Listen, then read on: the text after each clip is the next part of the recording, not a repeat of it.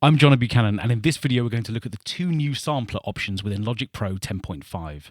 There are two separate plugins, and we're going to have a look at them both within this video. So first things first, we're going to start by looking at the Quick Sampler. This is designed to be a rapid way to take any audio file, get it into a sampler, and allow you to start working with it quickly. And what I've done here is to open the loop browser and to identify a beat loop. I don't really like the beat loop itself, but I do like the sounds that are contained within it. And what I want to be able to do is to map it to a keyboard as quickly as I can so that I can then start using the samples without actually having to use the pattern. So the pattern sounds like this.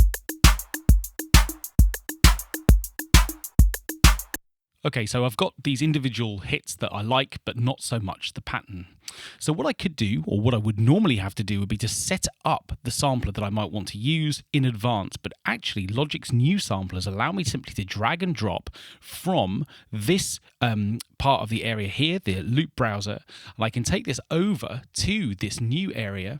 And if I drag it actually onto the track header, you can see that I can take this sample directly into the Quick Sampler, either the original version of this or the optimized. We'll come back to that in a moment. I could take it into Drum Machine Designer or into various algorithms within Alchemy. What I want to do is to take it into the optimized version of the Quick Sampler. I'm going to drop it there, and what Logic will do is automatically scan this file for me, and as you can see, what it's done is by default it's sliced it. I've got a number of options here at the top, and the one that it's picked automatically is to slice it, which means that straight away it's gone through, detected where the transients are within this loop, and you can see underneath each individual slice that it's mapped each one to the next key.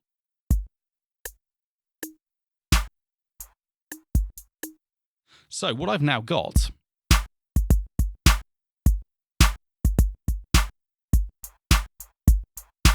is the option just to play the individual parts of this sample straight away. So you can see Quick Sampler lives up to its billing straight away. Very quickly, what it's done is to allow us to take a loop, which obviously is a couple of seconds in duration, and slice it up into all these tiny little chunks, which allow me then to play with those in turn. And that's really nice. But of course, I can go further. So let's have a look at the interface more broadly. What I've got here, firstly, is these different modes. We've already seen slice mode. Classic mode simply maps the sample across the entire key range. So if I was to play it on C3, we'll hear the whole loop. And similarly, if I play it an octave lower, we'll hear it at half speed.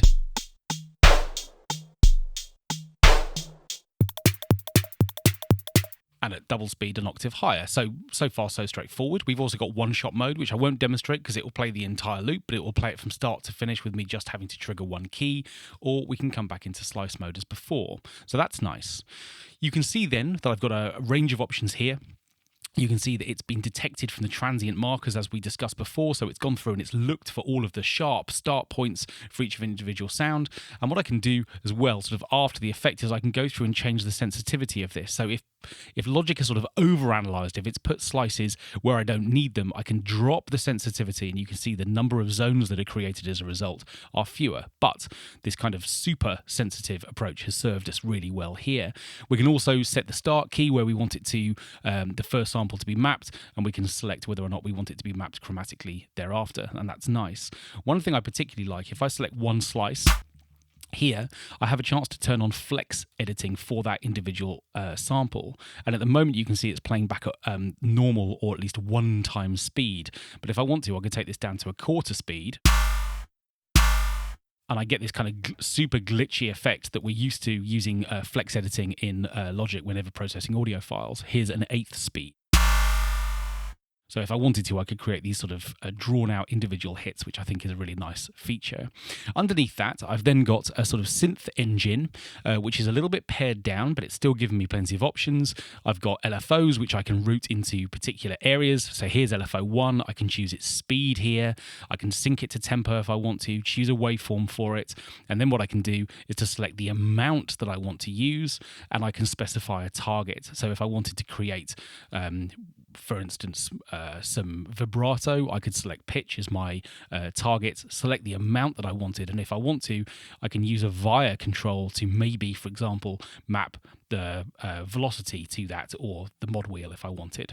So that's a nice way of just being able to sort of set an amount a target and a controller if necessary to control this a little bit. And of course, what I've also got are dedicated envelopes for different sections. So I've got a filter section here. This is a filter from Alchemy, and I've got various modes that are available for me, so I'm able to sort of bring in a much more comprehensive set of filter options that I had within the old Logic EXS sampler. I can select resonance if I want to, and I can create envelope depth and actually map this filter to an envelope, and the envelope shape is down here. So we get some nice bites, and the drive control is nice as well, particularly if we select a harder filter type or a deeper one.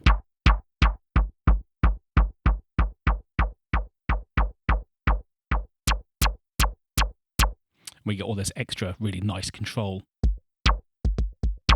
on these sounds. We can begin to shape them in the way that we might want. Let's turn the filter off for a second. And we've also got an amp as well. So again, if I wanted to, I could make everything a little bit tighter by taking sustain down to 0.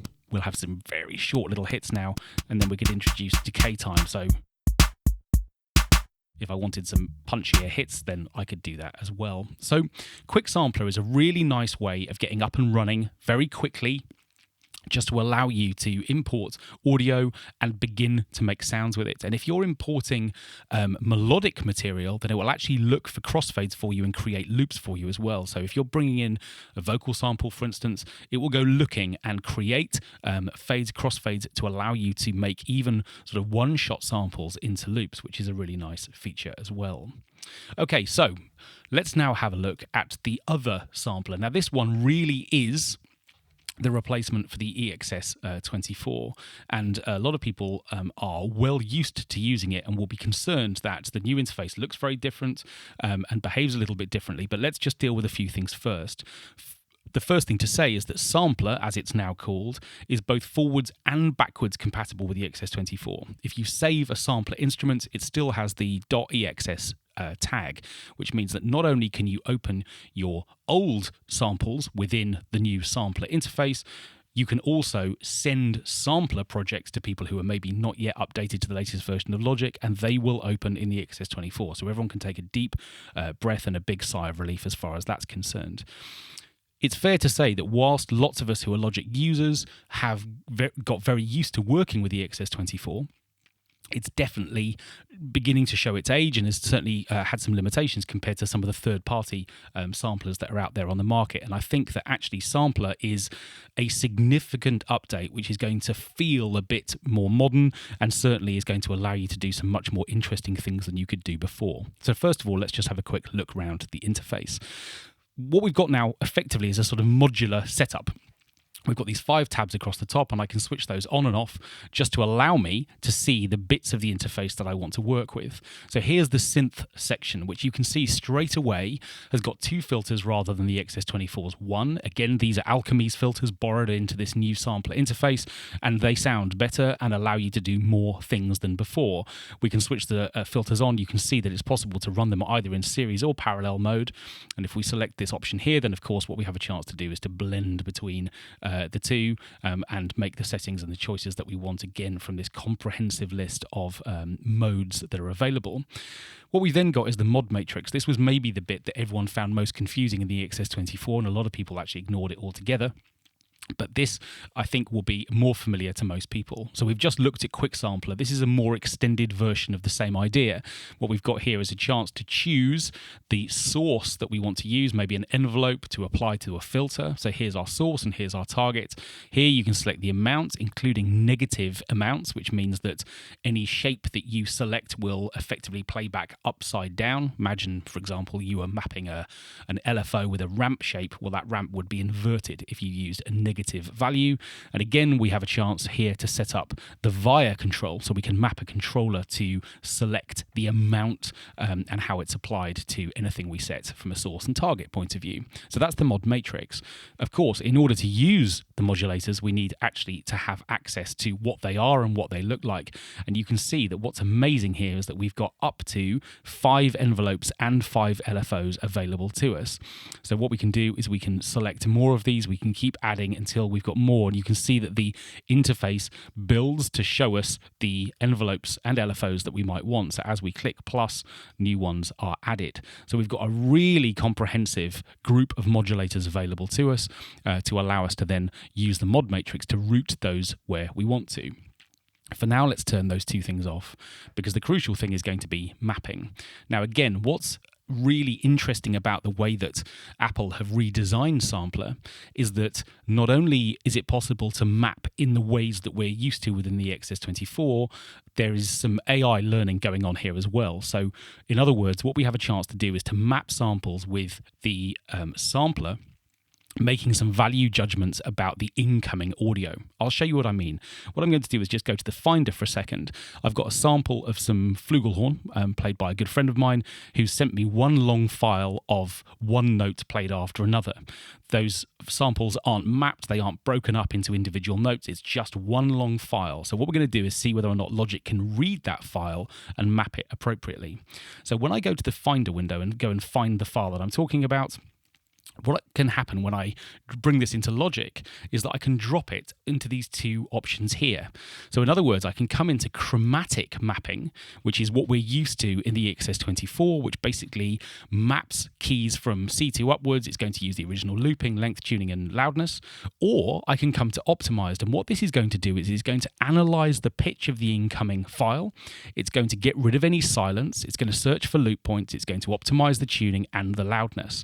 So when I drop this here, I can either create one zone per file. So in other words, my long file will be mapped onto one zone, or I can create a zone per note, which means that it's going to look, a sampler is going to look at this file, detect the pitch of each individual note, and hopefully map that to the right key on the keyboard. Let's see. So when I drop this, it imports the file and has a look. And you can see that straight away what's happened is that it's mapped all of the detected pitches. The lowest one that it's analysed, it's then run all the way downwards from that point across the keyboard. And the highest one, it's mapped all the way upwards. So that one might not sound quite so great, but the individual ones in between should be mapped nicely now to my keyboard. And you can see if I play one note,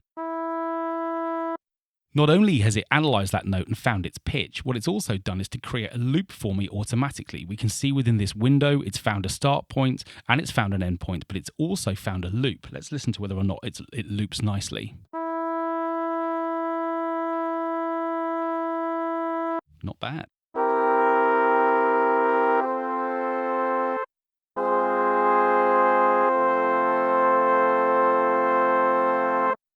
So this is a pretty massive development, really, because it's going to make the creation of musical instruments out of groups of sounds really deep and really comprehensive. It's going to allow us to turn sounds into instruments really quickly. And of course, what it means is that it's possible now to make recordings of instruments one note at a time, rather than necessarily having to chop them up into their individual bits and ask Logic to do that for us. I don't suppose for a second it's going to be a completely perfect system.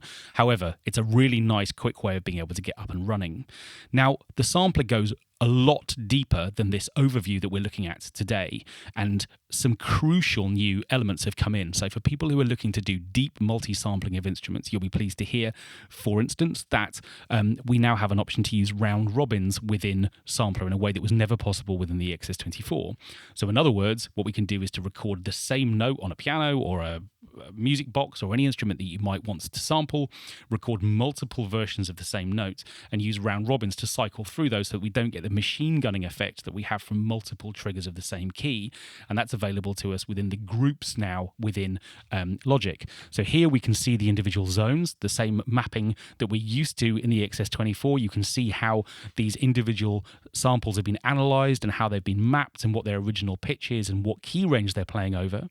But within the groups, we now have various options as well to allow us to come in and sort of control how those individual zones are managed at a group level.